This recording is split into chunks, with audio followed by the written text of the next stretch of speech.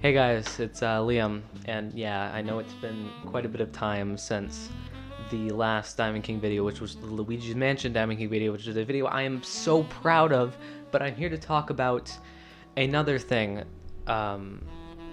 This is just a review of a film that came out in the early parts of the month that the Luigi's Mansion video came out in, and that is Joker. I'm gonna call it Todd Phillips' Joker because it's truly a film that I would credit as being a Todd Phillips movie. And I want to talk about the film, my personal thoughts on the film, the controversy surrounding the film, what the film means to me, and first of all, the inspirations of Joker. So, we're going to start off with the inspirations. Now, as an avid film goer, I knew going into Joker that the inspirations were heavily on the inspiration for Joker and the way that Todd Phillips did the movie was heavily inspired by Martin Scorsese's critically acclaimed film Taxi Driver. So this is going to be like a little bit of a review of Taxi Driver 2. Now, I know that King of Comedy from 1982 with Robert De Niro was had impact on how Joker was made as well, but I haven't seen King of Comedy just yet, but Taxi Driver I have seen, and I've seen several times now. I love Taxi Driver. I can avidly call it one of my favorite films of all time. It's a masterpiece, and a lot of that has to do with a few factors. One is Scorsese's directing. Scorsese really makes you feel like you're there with the main character, Travis Bickle, played by Robert De Niro, and he really makes the world of New York City come to life. And even though it's a bleak world full of, crime and death and rape and all these terrible things, and, it's like from the 70s, it still has a sort of life that is so realistic in the essence of the film that it elevates it to new heights. But another thing that makes Taxi Driver great is, of course, the all-time classic performance by Robert De Niro as the main character, Travis Bickle, and how he goes with his slow descent into insanity, which eventually builds up to the final sequence, which I'm just going to... I'll warn you about the spoilers once I get to them, but I'm not really spoiling anything. De Niro is perfect. I always like to look back at Taxi Driver and think that De Niro mostly works with his face at times. Now, he does speak quite a little bit in the movie, like quite a bit in the movie as Travis. He does have a lot of dialogue, but I like to look at Taxi Driver and De Niro's performance for more of what he does physically, what he does with his facial expressions, what he does to convey the loneliness and desperate nature of Travis. And it really cements why I personally love De Niro as an actor. He's very, very, very good at just looking the part. Now, dialogue plays a big part in how De Niro comes across in many films like Goodfellas, Casino, and The Irishman. I don't know why it took me a long time to say that, but The Irishman as well. But how he looks also plays a big part in the film. And Travis is he's a skinny guy. De Niro lost some weight to portray what the character is going through. He's going, severe loneliness and even depression after trying to fit in a post-Vietnam War society that he was trapped away from, being in the Vietnam War. So De Niro does a perfect job in playing that character. But another reason why Taxi Driver is so good is the score by the late Bernard Herrmann, which is a kind of jazz, kind of a smooth jazz, what I would call sad jazz, or what I would deem late night jazz. The kind of jazz that you would put on when it's dark outside and, you dim down the lights and you just kind of want to mellow in the essence of the fact that it's quiet outside and then it's kind of quiet in there, and you put on the jazz music to kind of, represent that as giving you a little bit of noise that in and of itself is trying to be quiet while everything else is quiet. It's a great score, and I really do appreciate Bernard Herrmann who did Psycho and many other great classic scores. Too bad he passed away after doing the score for Taxi Driver, but that's another reason why I elevate Taxi Driver to such great standards. Another thing is just the way the plot goes. It's told in a first-person narrative, and if you're wondering how do you do a first-person narrative in film, it's just you follow one character continuously throughout the film. Like, not one shot essence, not like Birdman where you follow the character in a continuous shot, but it's more or less that every scene you are present with the character, which is Travis Bickle. Except for one scene where Harvey Keitel as the pimp and Jodie Foster as Iris the prostitute have like a kind of slow dance sequence. That's the only scene in the film where Bickle is not present. But even then, it comes by so quick that you don't even notice that. So now we're gonna get into some plot stuff, and I'm gonna try and go through the plot very quickly. So spoilers: if you haven't seen Taxi Driver, please go see it, because I would love for people to experience the film the way I did. Go into it blind. Go into it completely. Don't read into it. Don't go into it. Just go into it without knowing most of what the film's about, because it's truly an experience where you want to watch it like people did in 1976, which was blind. So please go watch it. But if you have seen it, then continue on forward. So in the film, Travis Bickle, Robert De Niro, goes through a change in his perspectives on life, and he dwindles down to insanity after several missteps and losing the woman he was dating, Betsy, played by Sybil Shepherd, and he starts to train. There's the whole sequence, you talking to me sequence. There's a whole bit of the film. Most of the film is like him. Most of the second act, I'd say, is him training to become this kind of vigilante on the streets, where he's got guns like a .44 Magnum and other types of guns. He makes the famous arm mechanism where he has a coat on, and then he just flings his arm, and the gun through the mechanism shoots down his arm and comes out to his hand. I'm trying you. That whole famous thing, which I absolutely love. It's really inventive for the time. And we go through everything, but then another kind of, what I'd say, in my personal perspective, another kind of shining light or angel comes into Travis's life, where Betsy was originally that, but he fucked up, so that angel kind of abandoned him. But this one is the 12-year-old prostitute Iris, played by Jodie Foster, where Travis now has kind of two differing paths that he wants to take, and he doesn't know what to do. First path is he wants to get revenge on certain people. So he wants to kill Betsy, his ex-girlfriend,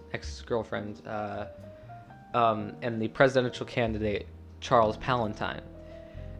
And then there's the second path where he wants to help Iris leave the life of prostitution and become like a regular person, because she's 12 years old, and it's a great representation of kind of how fucked up the city is just Jodie Foster's character as Iris, because you meet her and she is unfazed by any of the things she's doing. She wants to go right for it, and Robert De Niro pays to have sex with her, and she wants to go right for it and do it with him. But of course, Travis does have some kind of morals there where he rejects that and he wants to help her.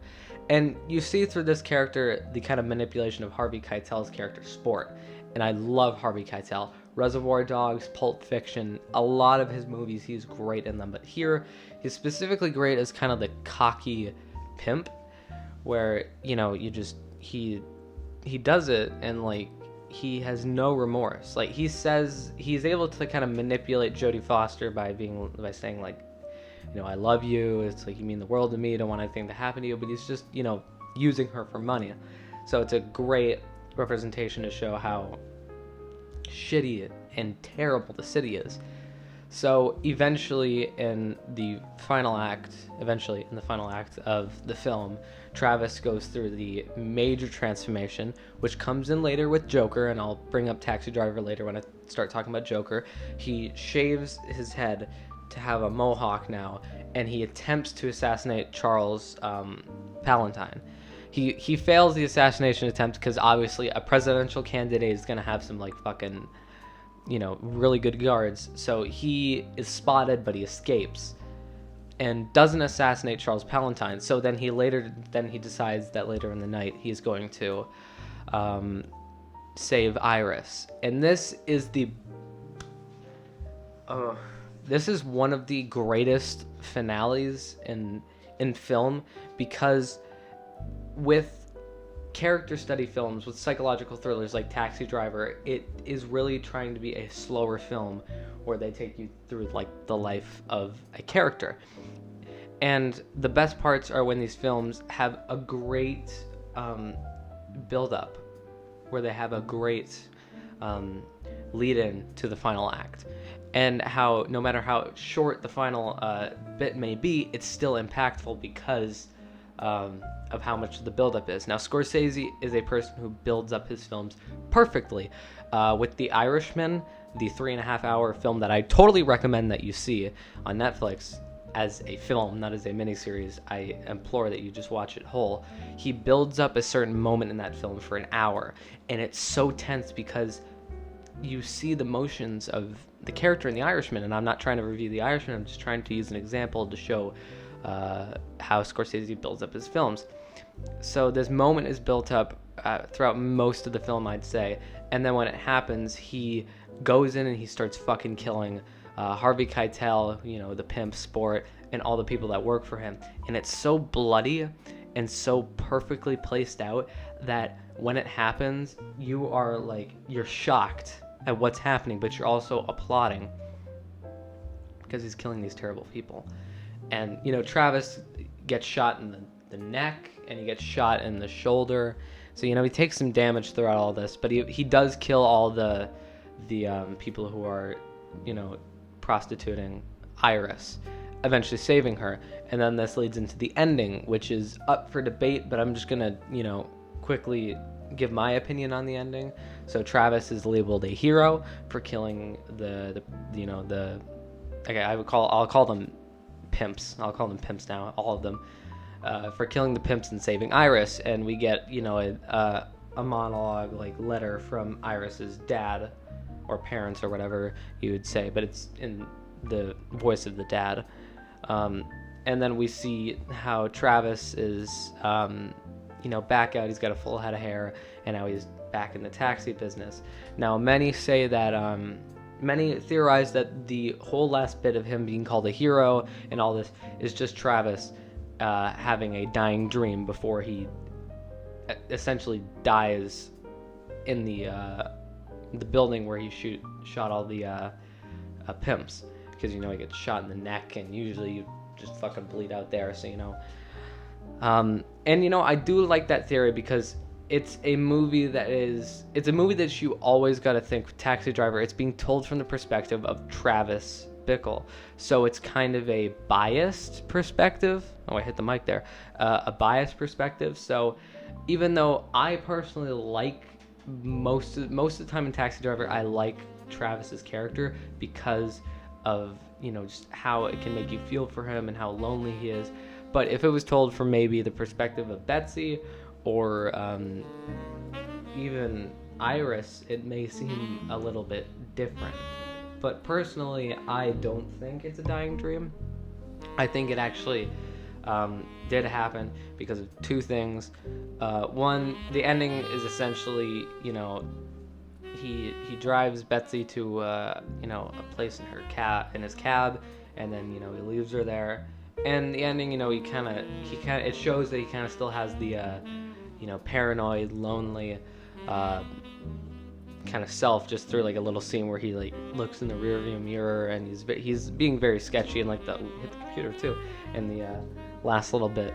So I essentially think it's real just because of that, because there's the fact that Travis is still crazy in essence, and also the fact that I think the screenwriter or the editor, either or, said that you could take the beginning and the ending of the film and like splice them together.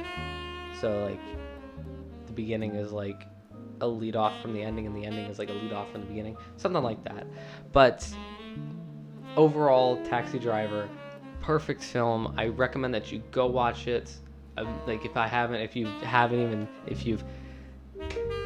you've sat through the spoilers, if you've sat through the spoilers, then you've already seen it, or you don't care to see it. But if you don't care to see it and you just, heard me spoil it, go see it, because frankly, I can't talk about it and do it justice. The film does justice for itself. So, with the inspiration for Joker out of the way, let's move on to the main part of the video, the Joker review. Todd Phillips' Joker is one of the, I want to say, most controversial films of the year for so many retarded reasons, but I'll get into that later. I just want to review the film as the film right now. Joker is a psychological thriller in the essence, in the same style of Taxi Driver, and the film tries to emulate certain visual styles of Martin Scorsese. And when watching Joker, I had to watch Taxi Driver the same day to understand certain things that they happen, like certain references or certain, visual references to Scorsese films. And genuinely, I just want to, since I did post this on my Instagram, I came out of the film very pleased. I was very happy with the overall results of this film. I don't think the film was overhyped, in my opinion, because going into it, there were only, there was only one trailer and there was one teaser trailer, but frankly, both are around the same length, so I just consider them trailers. So I wouldn't say it's overhyped, until we get into the topic of the controversy. Yeah, I'm just going to talk about the controversy right now before I get into the actual film.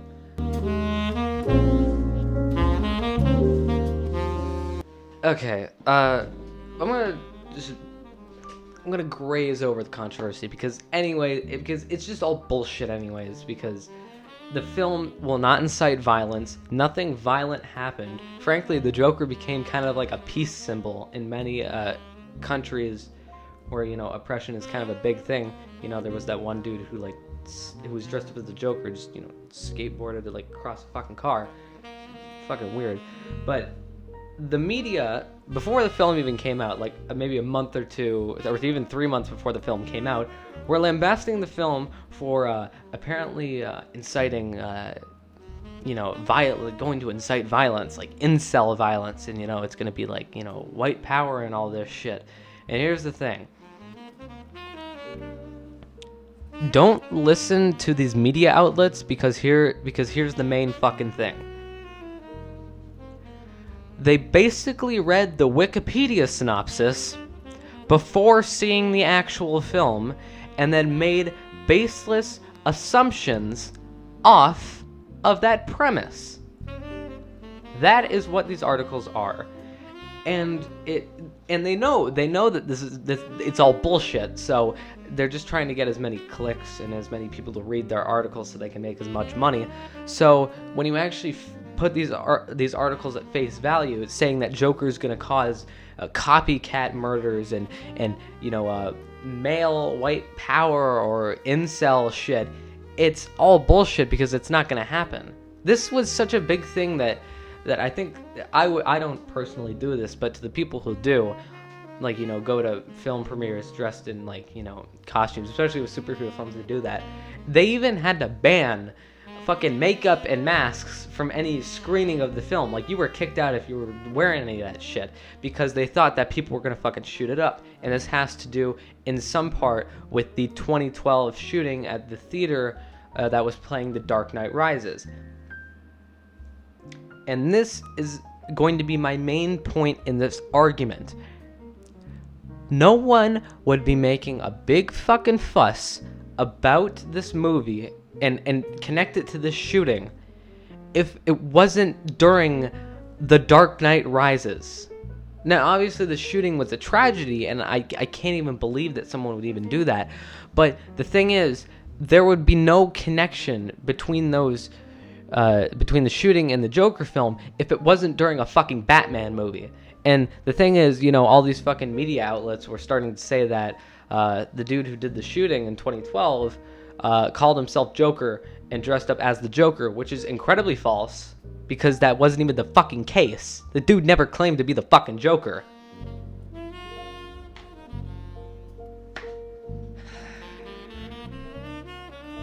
Borderline, just getting down to it, the controversy is dumb.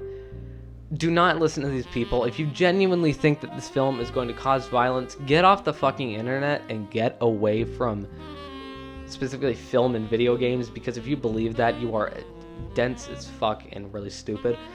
But if you don't believe that, and you don't believe any of this bullshit, and you actually will go out and see it, no matter what these people say, good for you, because I congratulate you for,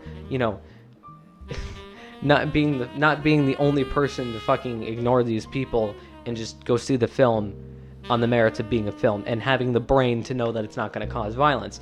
Anyways, on the actual review of the fucking film.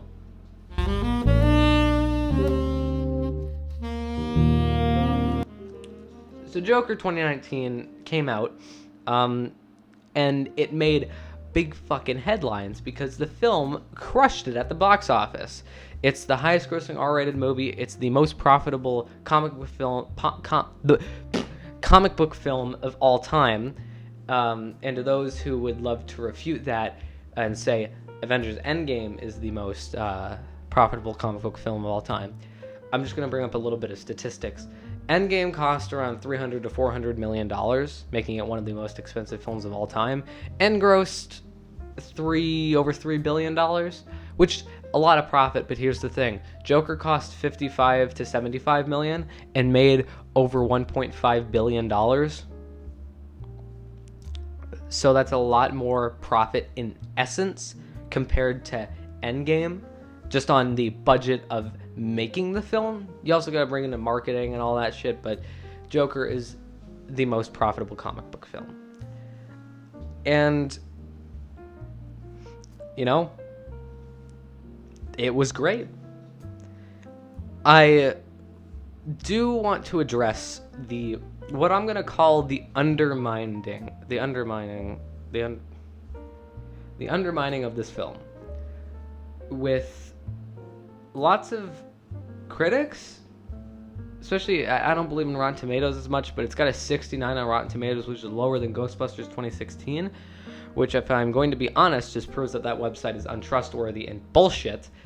But I want to talk about Joker's, the undermining of Joker.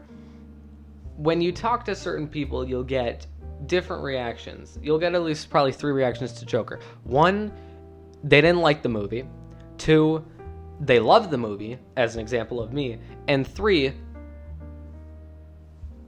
was alright. And I think I have a problem with most of these it was alright ones. Probably because, I don't personally see it as much. I think the argument goes, a lot of the time for these people who are in the middle of it, they say, the film was good. Not one of the best films of 2019. Certainly not one of the most profound films. But the film's important.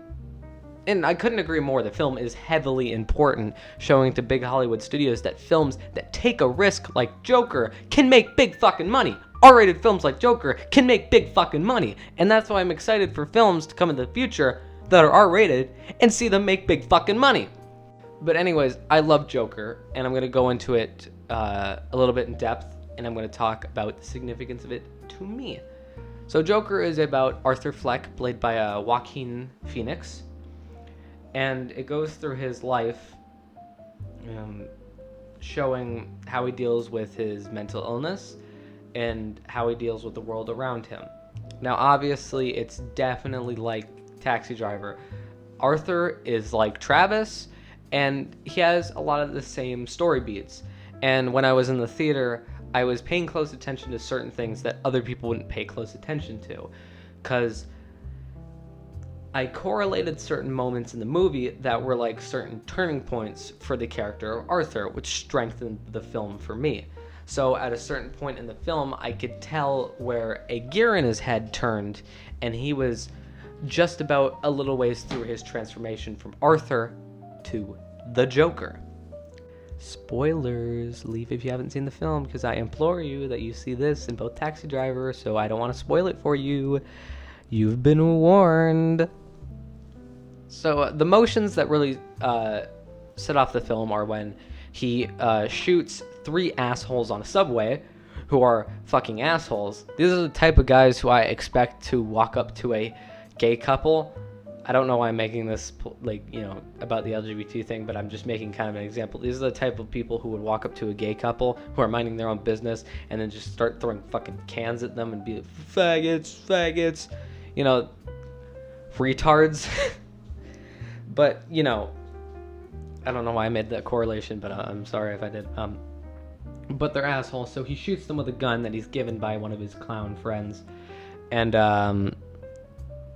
the murder rings throughout Gotham, and one of the main reasons is because of Thomas Wayne talking about them on TV. And this sets in a big motion in the film. Whereas in Taxi Driver, I think the thing that sets off the motions of the film is when he loses Betsy. And that's when he starts to really go into insanity, because he lost one thing that could have helped him immediately. Or, not immediately, that could have helped him immensely. Like, being in a relationship with Betsy could have brought him up from his depths of loneliness. But losing her and losing her utter, respect for him as a person, I guess, is what set the motions of Taxi Driver off. Whereas here, the motions that set Joker off are the murder of these 3 guys on the subway. So Thomas Wayne cries about them, and Arthur has to go through his day-to-day life knowing that he killed these guys, but also seeing the impact it has on the lower parts of Gotham. And I think this is one of the best parts of Joker, is the inner world building of this new Gotham City, showing that there is a difference in social class between the rich and the poor, because Thomas Wayne's a fucking asshole in this movie. I'm not gonna lie. If he was played by Alec Baldwin, I would have been fucking screaming in the theater, because Alec Baldwin's kind of an asshole already. Sorry, Alec, I love you a lot, but I mean, you're kind of a hateable person. So if Thomas Wayne was played by Alec Baldwin in the end, it probably would have made the character more hateable. But anyways, he's already hateable as is.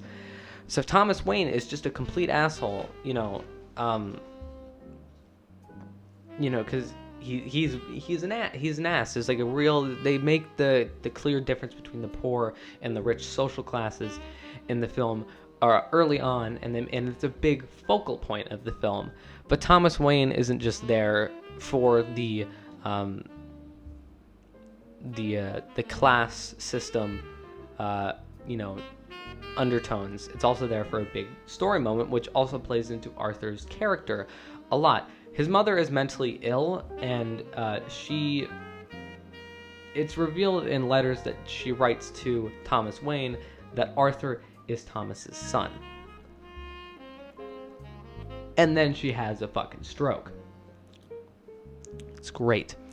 So this kind of sets into motion a lot of other parts in the film. And I love how they do this, because it's set up perfectly, because it coincides with the riots that are going on throughout the city, and every move that Arthur makes has a huge impact on the lower class people who are making this revolution a thing. But these are mostly it's mostly the actions that speak louder than words, because certain actions, like when Arthur kills the fat guy who got him fired from his job later in the film, which is a disturbing scene and shows how fucking messed up Arthur is, it really doesn't have an impact on the rise of the lower social lower class clown movement. But say for when he's being chased by the cops onto the subway train, that rings more loudly into the movement, because a lot of people on that train, I'd say the entire train itself, were members of this movement who put these officers in critical condition. So after his mother has a stroke, he attends a film he attends a film. It's Charlie Chaplin's Modern Times. I don't like that movie, but anyways. He attends the theater where a bunch of rich, upper-class people, including Thomas Wayne, are to watch the film. And outside, there are the riots. But he goes in there to meet Thomas Wayne and to confront him about being his son. But a little bit earlier, I forgot to talk about this. He meets Bruce Wayne and Alfred. It's a good scene, but it really has little bearing on the plot. I like the scene, but I want to talk about the important stuff so I can move on to opinions and shit. But he eventually meets Thomas Wayne, and Thomas tells him that he's not his real father, which is like another twist. But it's a good twist. This isn't Last Jedi shit. So with this, he gets punched out by Thomas Wayne, thrown out of the theater, and he wants to really figure out the truth. So he goes to Arkham to get the files, and since the guy, he reads them and he's like, oh, maybe you should bring your mother in and get her to sign this. Being really sketchy, hiding the files. And then Arthur rips it away from him and goes down the stairwell for one of the best scenes in the film, where he reads about, his mother and what she did to him, which is, in my opinion, one of the final turning points for Arthur in his transition from just Arthur to the Joker. He figures out that his mother, adopted him, so that's not even his biological fucking mother, and she allowed her boyfriends to abuse Arthur and her, having Arthur tied up to a fucking radiator and beaten several times, and that's why Arthur has the laughing condition, is because of damage to his brain and all that, and it destroys him. You can see that because he starts laughing, and I believe he starts laughing in the stairwell, if I can remember. He starts laughing in the stairwell, but he's also crying at the same time, because the condition is you laugh at inappropriate times that do not reflect your inner emotions. And it's such a powerful scene to me, because everything is revealed to him at once. And if you've ever had a load of information dumped on you at once that is something personal to you, it can be fucking heartbreaking at times, because you'd want to give it to you in increments, because when a huge thing is dumped on you and you aren't given time to be prepared, it can be extremely heartbreaking. And this destroys Arthur. This makes him go deeper into insanity, to the point where he smothers his mother to death in the hospital as kind of like retroactive revenge for all the shit that she did to him as a child. And she deserved, she deserved it, but it's so disturbing. But that's why the film is so good. And this moves on to, I hit the fucking mic cord again. This moves on to him being called on Maury's show. Maury, or Murray as he calls him later in the film, played by the all-time fantastic Robert De Niro. And he's in the film for a minimal amount of time, but De Niro puts his all into it. And I fucking love De Niro in this movie. He's one of the fucking best parts about it. Fucking love De Niro.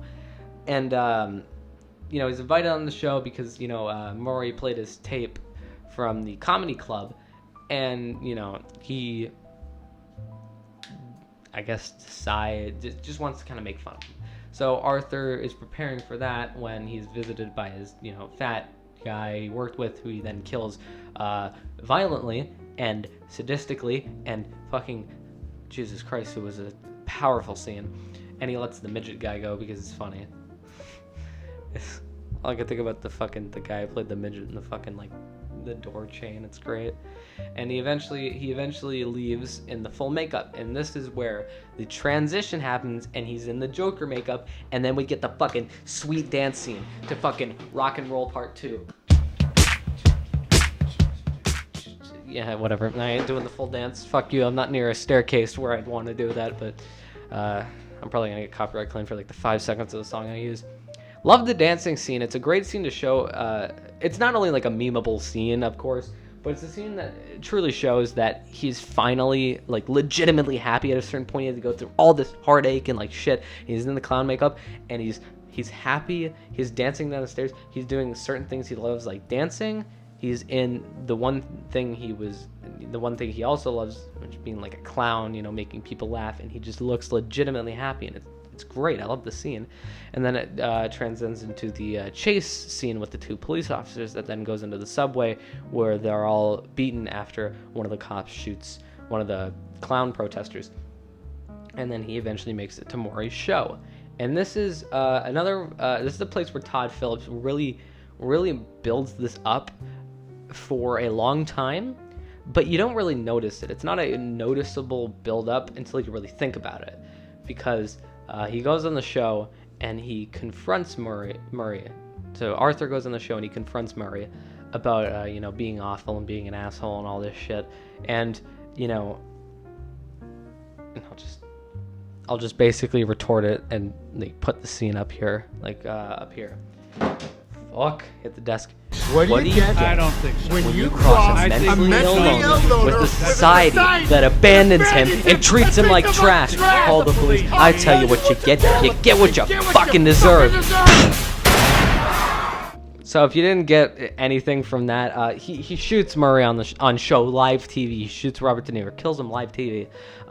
Great, powerful scene. Todd Phillips really built it up well with having Murray, humiliate him on TV, and to show early in the film that Murray is kind of like an inspiration to Arthur, and then to have him break Arthur's heart, and then to have Arthur get his revenge by fucking shooting a bullet in between his eyes. That's a great sense to build it up, and it's one of the best moments of relief. Like in the theater, I remember sitting in the theater. I knew it was coming, and the music was building up. And then when he shot him, at the same time you hear the sound effect, I slammed my elbow in the seat, and I didn't care if my elbow would have hurt because it's just kind of satisfying when I synced it up, and it just made me even have more relief. So from this point on, Arthur gets arrested, and in a sequence that I really loved, set to the Cream song White Room, he's being taken away by the police, but he is eventually saved by all the protesters who are causing violence everywhere. Thomas Wayne is shot in the alley, and one of the best renditions of Bruce Wayne's parents being killed, because in every other rendition it's a robbery, but here it's more like a defiant stance, because you have the guy in the clown mask, you have him with the gun, you get what you fucking deserve, and he shoots them, and when he grabs the pearls, it's not like a robbery, it's more like a defiant fuck you thing before she dies, like before Thomas and Martha die. It's more like a fuck you, this is what you get for being a fucking asshole type thing, taking away the pearls, like, oh no, I'm dying. It's great how Todd Phillips did in this movie, because it's tied to everything. Like, to get Batman to be connected to the Joker, he sets up the plot line that Thomas Wayne is his father, and then breaks that because there's too much of a tie, and then it just breaks the whole dynamic of Batman and the Joker. But then he reconnects that tie slightly with the fact that Arthur, the Joker, caused the movement that got Bruce Wayne's parents killed, and it's just fucking fantastic. I fucking love it.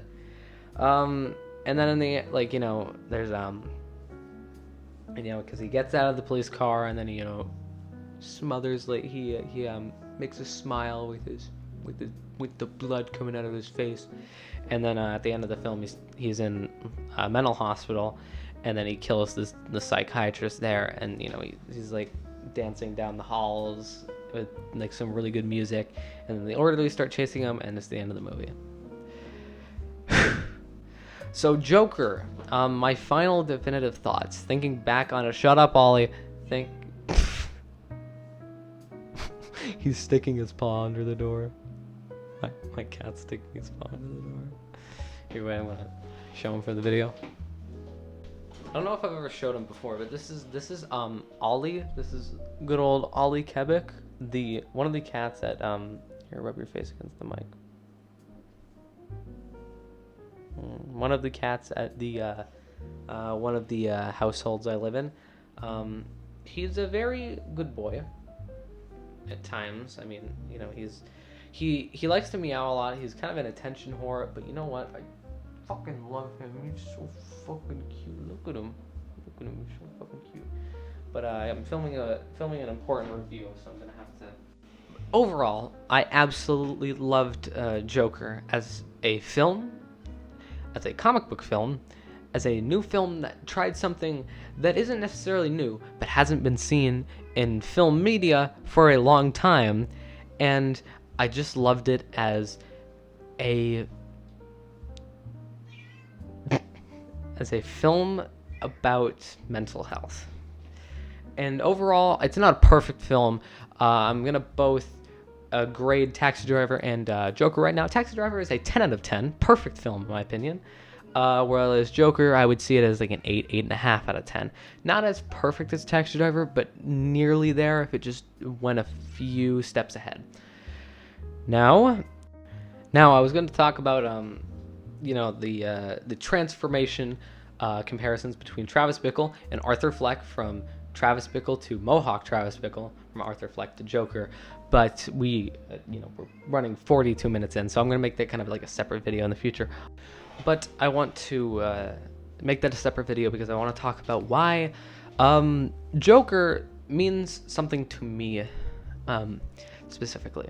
And the video is going to get a little bit less energetic, and it's going to get a little bit more personal.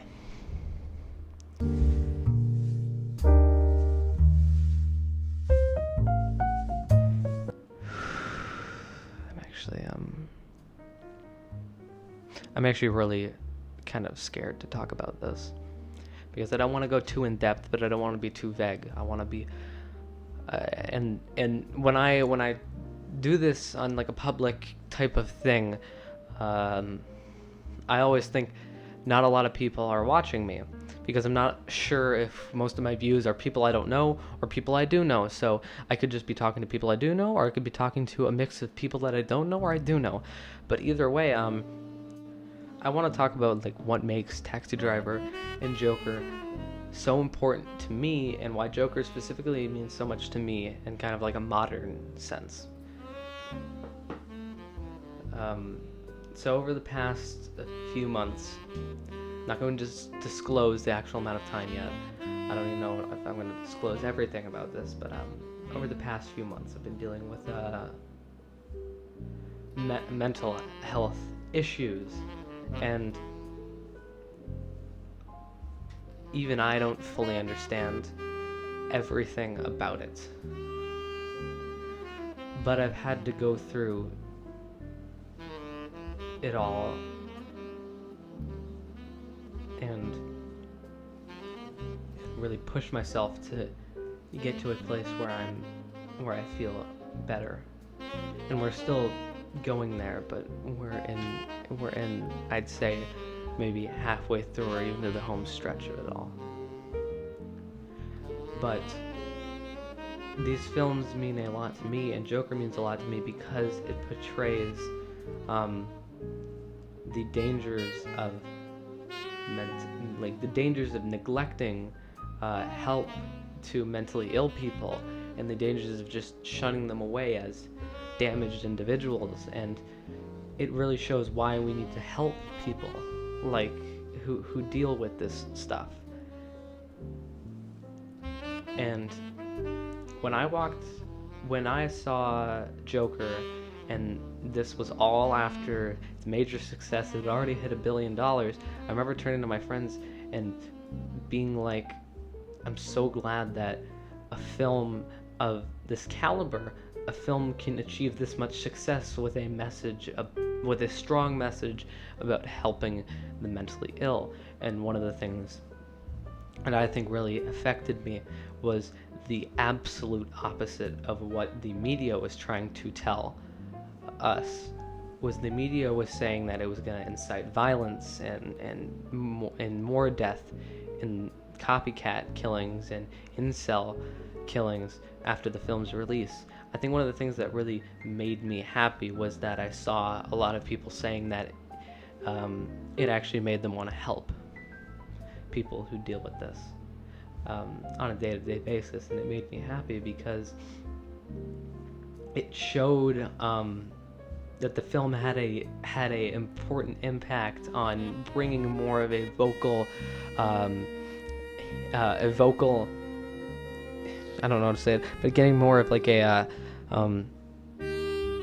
message out there that these people are people and that they need your help, because either they're going to end up destroying themselves in ways that I don't even want to say, or they're gonna go and take it out on other people.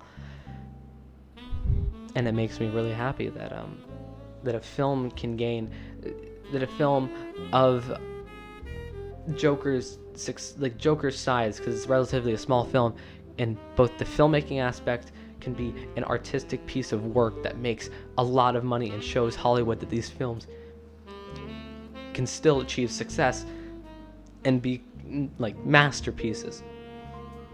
But it also shows that that we need to help people like this. And that's why I break it into two factors. I love this film because of what it does for film and what it does for mental illness awareness. Because Joker is a better mental illness awareness thing than Logan Paul's Suicide Forest video, because it's well crafted. It's made by a team of people. It's made by people who really care about what they're talking about. And in a year where mental illness was really had a light really shine upon it in the year of 2019, with certain events like Etika's passing, which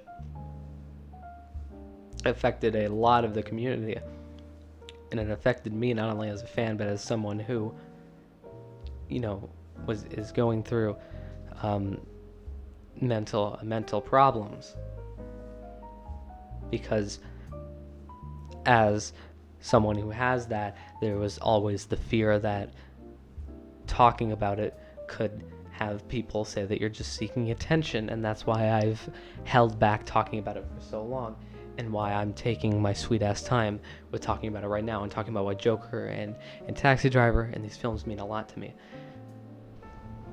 Because I was, for a little bit of time, for the longest time, I was scared to talk about this. I only talked about this amongst close friends that I trusted implicitly. I didn't want to talk about anything I wanted publicly on the internet, because even though I'm not a big public figure, I still am a little bit worried about what kind of response I'd get, and I always thought I'd get some kind of hate or some kind of people just saying that I'm doing it for attention and that I should fucking go kill myself. I was always afraid of that, because that's just the impression that I got, and especially with mental illness in men was kind of a problem that I saw was it's like I talk about it and then it's just, oh, man up, you need to get over this, you fucking pussy. To those who don't have it and they have that mentality that you just need to man up, every day that goes by, it's not that simple. It's not that simple just to man up. You can't just say man up, you're a man, start acting like a fucking man, because that just adds more fucking stress onto us, and it makes us hurt a lot more. We want support. We don't want people giving us more hate, which then can lead to other travesties. But that's why Joker is important to me. It's important to me as a filmmaker, and it's important to me as someone who suffers from mental illness. Because with film, it gets more of a message out there that creativity does sell, and that R-rated and that movies that take risks can make money, and that makes a future for me as a filmmaker a little bit brighter. And it also makes the notion and the awareness of mental illness a lot better, and that makes my future and my mental health a lot better. And that's why I congratulate Todd Phillips and Joaquin Phoenix and the team who did the Joker so much. And that's why it's my third favorite film of the year, because it means so much to me.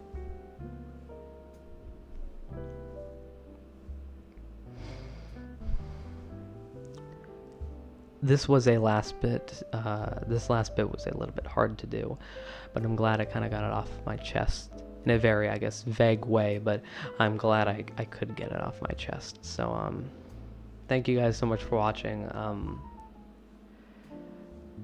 stay tuned. Got some content coming. I don't know if I'll be able to do the Christmas video. I'm a little bit slacking behind in some parts of my life, but whatever comes, and see you guys next time.